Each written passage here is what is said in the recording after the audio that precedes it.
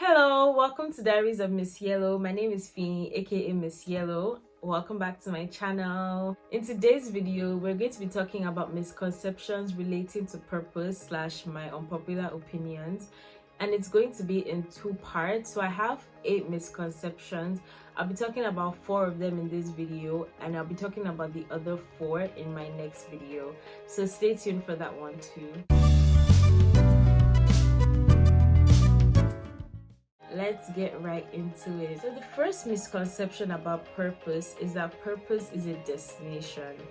That is very wrong. Purpose is not a destination, it's a reality. It's not like a stop that you get to and you're like, okay, yes, I've found my purpose, I've gotten to my purpose. I'll use the example of a train journey. Imagine you're going on the train, you're not going to get to a certain point and then you start hearing in the speakers that, oh, next stop is for purpose, we're going to be there in 20 minutes, if this is your stop, blah blah blah, and all the announcements that they make. That's not how it works. So if you're on this train, your starting point is birth, the day you come to life. That's your starting point, and your destination is death, the day you leave earth. And every stop along that journey, you have purpose to fulfill. So from the very first day you're born to the very last day on earth, you have purpose to fulfill. So it's not like, oh, when you get to a certain point in your life, it's like, okay, I have gotten to my purpose. No, it's a reality that you live throughout your life. The second misconception about purpose is that purpose is spiritual. Purpose doesn't have to be spiritual, and by spiritual, this is what a lot of people call ministry. Another illustration, the person who invented a dishwasher, or for example a ring light so that you can record videos when there's no natural light available, does this mean they're not fulfilling purpose? Because it's not spiritual. But if, for example, I am using the ring light to make a video about something that's going to eventually glorify God's name, in terms, this person who created the ring light or even thought of the idea to create a ring light has fulfilled purpose in whatever area or point of their life that they were in at the time that they created it.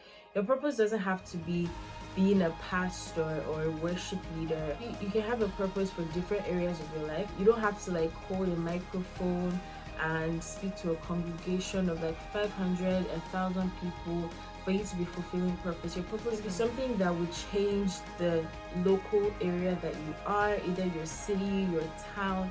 It could be something that will change the world. It could be something that will change your nation. It doesn't have to be spiritual.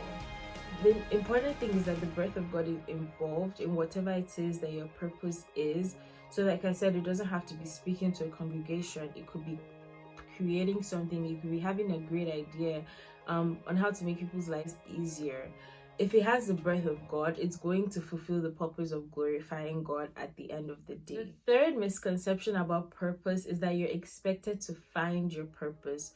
You can't find you're not looking for purpose. You're supposed to be living in your purpose. It's not something that you just stumble upon. Your purpose evolves at every stage. It could be for every year that you are in. You can't tell me a 10-year-old isn't fulfilling purpose yet because he hasn't found his purpose, or a 2-year-old yet. You can't tell me that they have to wait up until the time that they find their purpose to be able to fulfill it or to be able to walk in their purpose.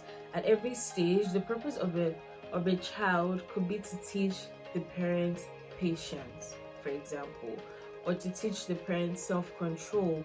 It's very hard to understand why a child would spend 9 months in the belly of their mom and then a few weeks, a few days, a few hours after they're born, they die. It's very, very difficult to understand, but I believe that those 9 months that they spent, it had a purpose, either for the parents, for family members of the parents. It could even be your work. For example, you have like maternity leave before it's time to give birth, right? You might have business ideas that would spring up in that time away from work. It would be like, what the hell is going on? Why is this happening to me? But trust me, every living creature has a purpose to fulfill. You get me?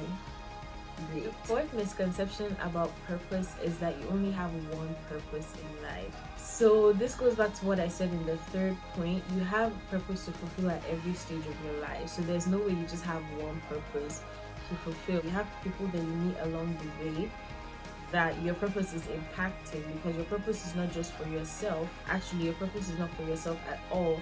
So you have people that you're impacting at every stage that you are, and every purpose that it is that you're doing at the time. People always say things like, yeah, when I'm older, I'm going to do this. When I get married, I'm going to do this. Don't limit yourself to when you get to a certain age, because one, you don't know if you're going to get to that certain age, and two, if that is what you're supposed to be doing at the moment, don't save it till later, because you just keep going in a circle.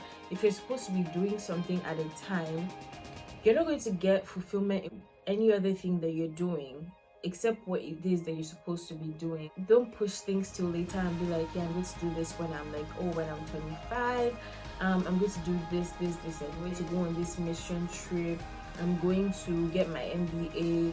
Don't limit yourself to age, because you don't just have one purpose. You need to fulfill a certain purpose, move past it, and start another one. And like I said before, people are depending on you to fulfill your purpose. So you can't really be lagging behind and waiting till you're 25, because what about these people that are waiting, and these people that their lives are counting on you to be doing something at a particular time? And also, if you just have one purpose, what happens when you do fulfill that purpose? Are you just going to be like, okay, God, I fulfilled your purpose on earth, it's time to go to heaven? No. If you feel like you fulfilled your purpose at 28, what's going to happen till you're like 80 something? You're not just going to be chilling and relaxing and watching other people do all these great things. You are going to have something to do at every point in your life. Don't have this thought that, yes, I have to find the purpose. You don't have the purpose. You have different purposes that you should be doing at different times and different stages in your life. Like I said earlier, there's going to be a part 2 on this topic, misconceptions about purpose. Do look out for it. It's going to be out in a few days. If you're not subscribed to my channel, what are you waiting for? Make sure you subscribe and click the notification bell so that you know when part 2 of this video drops, and you know when all my videos drop. Let's talk, let's chat in the comment section. What misconceptions have you had about purpose? How did you get rid of those misconceptions? Do you agree with some of the things I said? Do you not agree? Let me know. Let's continue the conversation. Don't forget to like, comment, share this video. Don't forget that you're loved, you're doing amazing, and you were born to be great. I'll see you in another video very, very soon. Bye-bye.